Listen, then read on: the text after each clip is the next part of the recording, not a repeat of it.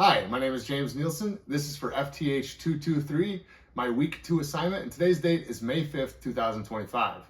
In today's video, I'll be disassembling the SAR B6. And before we get started, I'd like to say that there's no live ammunition present on my workbench or in my work area. All right, with that said, let's go ahead and get started. First things first, I'll go ahead and show clear on our SAR B6. So there's no ammunition in our magazine well. Lock the slide to the rear, no ammunition present in our chamber. This firearm is clear and safe. So, what I'm going to go ahead and do is disassemble this off camera, and I'll come back with you guys and I'll have everything laid out, and then we can go ahead and move on to part 2. So I'll be back with you guys here in a minute. All right, so here we have our fully disassembled SAR B6. I have everything laid out here.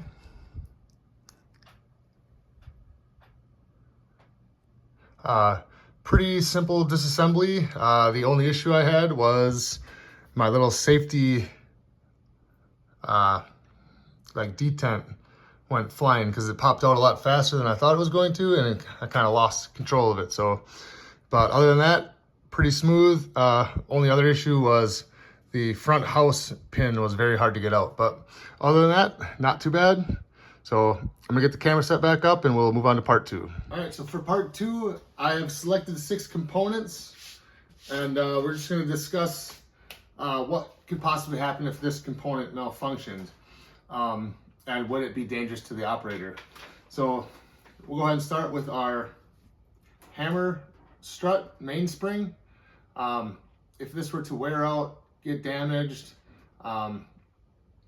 really the only thing that could possibly go wrong would be light primer strikes.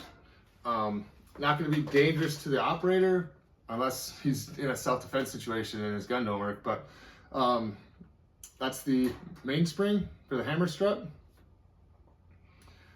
Next we have our little extractor.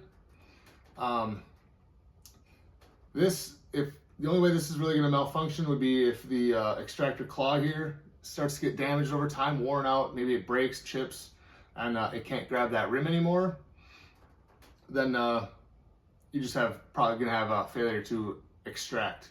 Not going to really be dangerous to the operator, but yet again, your gun is malfunctioning and could, be a life-threatening situation that you could possibly be in, and would not be good if that malfunctioned on you at the wrong time.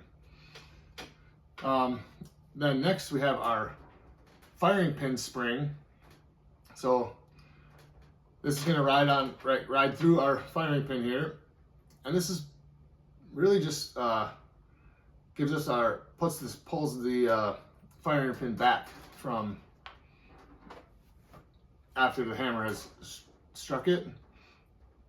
It just keeps the firing pin backwards. So if the firing pin spring was bad or broken, I guess you could probably just it could potentially cause light primer strikes too if this was broken and it was binding up that firing pin in there, and it wouldn't allow the firing pin to move forward. So not sure, don't think it'd really be dangerous to the operator, but yet again, definitely gonna want that working order. Next we have our safety lever, which if the detent spring or the little detent was worn out, this would, you wouldn't have a positive detent. Your safety could come off. If your hammer was cocked and the safety dropped and somehow your trigger got pulled, that could actually be dangerous to the operator. This little surface here is what blocks the sear. If that were to get damaged, and yet again, say you thought you had safety on, hammer was cocked, and it slipped off it was damaged, that could also be dangerous to the operator. You could end up with an accidental discharge, and definitely would be dangerous to the operator if he was in a holster or something, shoot your leg. So very important piece. Then we have our trigger spring. If the trigger spring was damaged, we could have reset issues. Yet again, not really going to probably be dangerous to the operator, but yet again, if it was a self-defense situation and your gun malfunctioned, that way. That's a way it could be dangerous to the operator. But trigger return spring, yeah, I think mostly you're just gonna end up having like maybe possibly reset issues, trigger reset. All right, then lastly we have the hammer.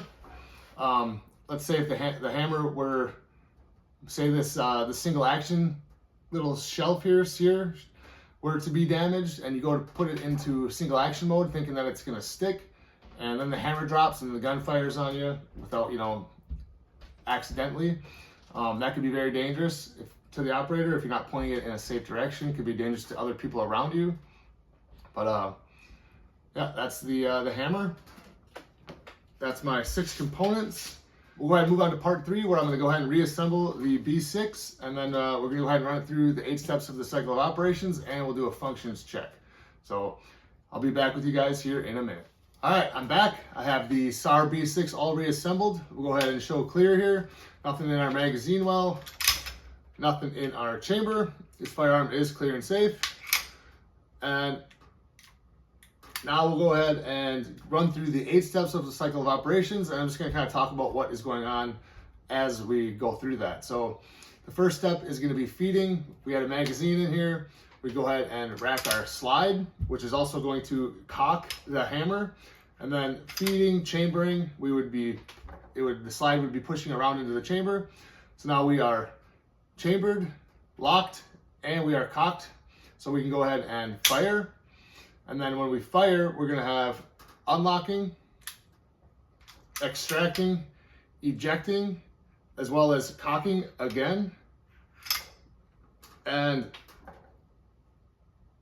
that is the 8 steps of cycle of operations for the SAR B6.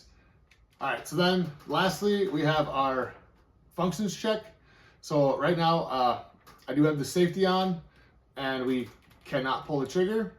So we'll go ahead and remove our safety, and we should be able to pull the trigger then. And in double action mode, as we pull the trigger, you can see that it is cocking the hammer back and fires. So we'll go ahead and wait for that reset. There's our reset.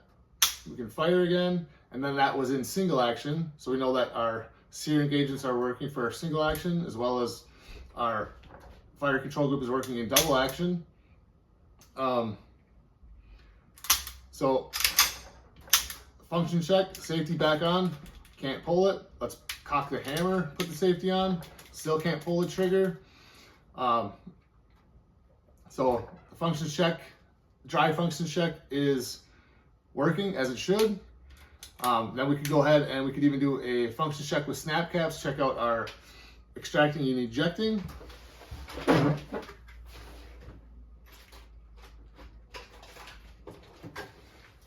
Got some 9mm snap caps here. I don't have a magazine. I'm just gonna go ahead and place a snap cap into the chamber, and just so I can demonstrate the extracting and ejecting. So we now have a snap cap in the chamber, and boom, we extracted and ejected that snap cap, so we know that is functioning as well. And that is a function check for the SAR B6. And that is all I have for you today. Thanks for watching.